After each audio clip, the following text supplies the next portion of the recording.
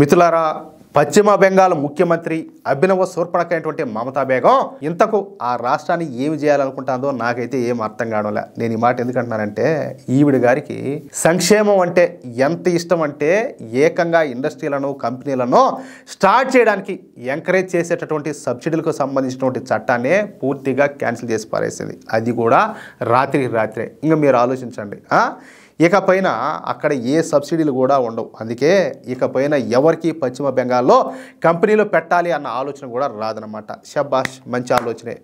ఇది ఎక్కడ పైత్యమో, అసలు ఇదేం దిక్కుమాల సంక్షేమో నాకైతే అర్థం కావలే. పశ్చిమ బెంగాల్లో అభివృద్ధి కుంటుపడితే ఆమెకి ఏంది లాభం అని చెప్పి చాలా మంది అనుకోవచ్చు. కానీ ఒక విషయం చెప్పనా, ఇప్పుడు బంగ్లాదేశ్ ఎంత దరిద్రంలో కొట్టుమిట్టాడుతుందో మీరంతా కూడా చూస్తూనే ఉన్నారు, మనం దాని గురించి మాట్లాడుకుంటూనే ఉన్నాం. అలాంటిది ఆ బంగ్లాదేశ్ కంటే పశ్చిమ బెంగాల్ ఇంకా దిగజారిపోయింది అనుకో, అప్పుడు ఈ పశ్చిమ బెంగాల్ వాళ్ళు ఏం చేస్తారు, మమ్మల్ని తీసుకుపోయి బంగ్లాదేశ్లో కలపమంటారు. అప్పుడు ఏమో ప్లాన్ ఏంటంటే బంగ్లాదేశ్కి ఏకంగా ప్రధాని అయిపోవాలని చెప్పేసి ఏమన్నా అనుకుంటుందో ఏమో మరి, లేకపోతే ఏంది దరిద్రపు పాలన.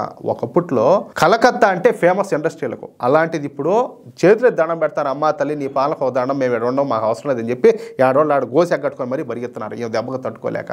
చెప్పాలంటే పశ్చిమ బెంగాల్ని ఒక వాళ్ళకాళ్ళలాగా తయారు చేస్తుంది బేగం. చూద్దాం పశ్చిమ బెంగాల్లో రేపు సంవత్సరం జరగబెట్టేటువంటి ఈ అసెంబ్లీ ఎన్నికల్లో అక్కడ స్థానిక ప్రజలు ఏ విధంగా గుణపాఠం చెప్తారో చూడాలి ఈవిడ గారికి.